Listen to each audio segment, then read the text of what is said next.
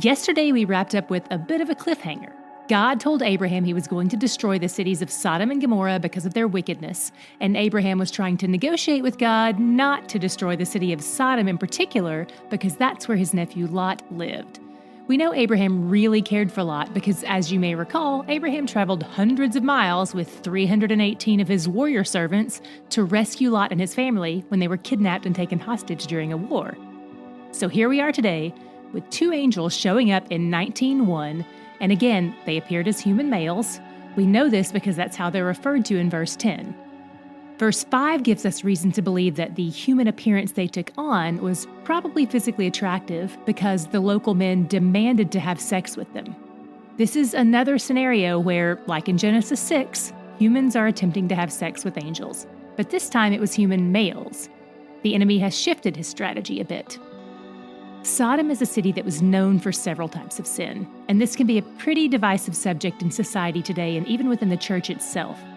One type of sin Sodom was known for was homosexuality. We haven't gotten to Leviticus 18:22 yet, but it uses the same Hebrew word when addressing this topic in detail. And then again in the New Testament, Jude 7-8 also points to this.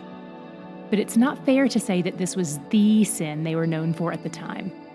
Ezekiel 16:49-50 says, "Now this was the sin of your sister Sodom. She and her daughters were arrogant, overfed, and unconcerned. They did not help the poor and the needy. They were haughty and did abominable things before me. Therefore I did away with them, as you have seen." We definitely see those things displayed in the way the local men of the town treated their visiting angels. Nothing is more inhospitable than being gang raped. That's horrific. And we even see Lot himself, who, by the way, was saved from the punishment that God brought on Sodom, demonstrating his own wicked response to this wicked suggestion by the local men. He offered them his virgin daughters. It's unfathomable. Many commentators think this was merely a bluff on his part or maybe an offer he expected to be rejected by them, but regardless what his intentions were, God's power intervenes. God's angels struck the local men with blindness in 1911, which seems like an appropriate penalty for their lust and greed. God can't even find 10 righteous men in the city. This is reminiscent of the days of Noah and the flood, where only 8 people survived. God could have destroyed the entire city, but he mercifully sent his angels to warn Lot and his family. Unfortunately, Lot only took them halfway seriously. He dilly-dallied until the angels forced him out. God destroyed Sodom and its neighboring city Gomorrah, but he was merciful to Lot and his daughters, despite Lot's rebellious ways.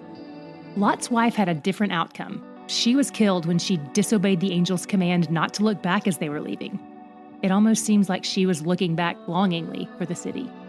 Sometimes people get frustrated when God destroys entire cities or people groups, but we have a glimpse here not only into God's motives, but God's mercy. After the destruction, Lot and his daughters moved to the mountains, and the daughters despaired that there was no one they could marry. Their fiancés had been destroyed in Sodom because they didn't heed the warning, so they took matters into their own hands, much like their great-aunt Sarah did with Hagar. Scripture hasn't yet forbidden incest, but there's still a lot of wrong happening in this passage, and there's some mirroring here of what happened after the destruction of the flood between Noah and his son Ham, who was cursed because of his actions, whatever they were. Moving on to chapter 20, we zoom in on Abraham, who is on the move again. This time, he's in King Abimelech's territory, and he gets flashbacks of when he was in Egypt and Pharaoh stole his wife Sarah. So Abraham goes back to his old tricks, pretending she's not his wife, and King Abimelech stole her away just like Pharaoh had. But one major difference is that King Abimelech didn't sleep with her, and we have reason to believe that Pharaoh did, since Scripture says he took her to be his wife. Sarah's kidnapping could really put a wrench in God's plan for her to have a baby with Abraham, so it's a good thing God's plans can't be stopped.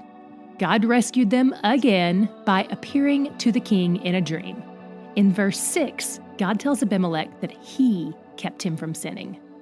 God thwarted his efforts to sin. I love that. And as for Abraham, he kept trying to use his own plans to protect himself and Sarah. But both times, his efforts only got them both into deeper trouble, and it was only God who got them out.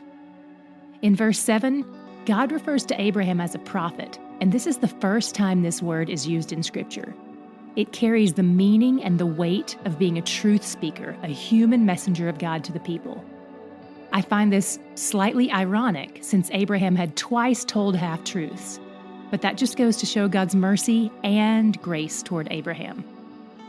By the time we hit chapter 21, Abraham and Sarah are about 190 years old, respectively, and finally their long-awaited son is born, Isaac. Despite Isaac's birth being a huge blessing and the fulfillment of a 25-year-old promise from God, it throws more fuel on the fire between Sarah and Hagar, who still lives with them, along with her son Ishmael, who's now about 14 years old. After a couple of years of their strife, Sarah hears Ishmael's mocking laughter toward Isaac, and she tells Abraham to kick them out so that Isaac doesn't have to split his inheritance with Ishmael. Then God, interestingly, tells Abraham to do whatever Sarah says. But God himself does not forget Hagar and Ishmael. God tells Abraham that he will make 2 nations from his 2 sons, the line of Isaac and the line of Ishmael. So Ishmael's line was promised descendants, and Isaac's line was promised descendants and land. One quick sidebar. From what I understand, Muslims believe that Ishmael, who was the firstborn, was the child of the promise. We're going to talk about this a little more in the days ahead, so hang on to that thought. Hagar and Ishmael flee to the desert where Ishmael almost dies, but then the angel of God shows up, listens to their cries, and provides for them where they've been cut off. He is still attentive to them. Meanwhile, Abraham wants ownership of a well, so he makes a treaty with some locals, one of whom is named Phicol. There are some strange names in the Bible, which is one reason why reading genealogies can sometimes be more entertaining than you'd expect. What was your God shot for today? Mine was in chapter 20, where God told Abraham to pray for Abimelech.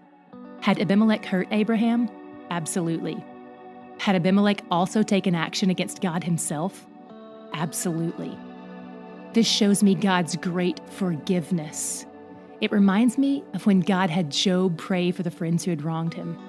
And it reminds me of John 17:20, where Christ prayed for me, the very one whose sins are responsible for his death. Not only does God forgive, but he wants to display his heart of forgiveness to a broken world through us, his people. Even though all God's children are children by adoption, he still wants his kids to look like him. He wants us to point others to his heart, because only then can they see that he is where the joy is.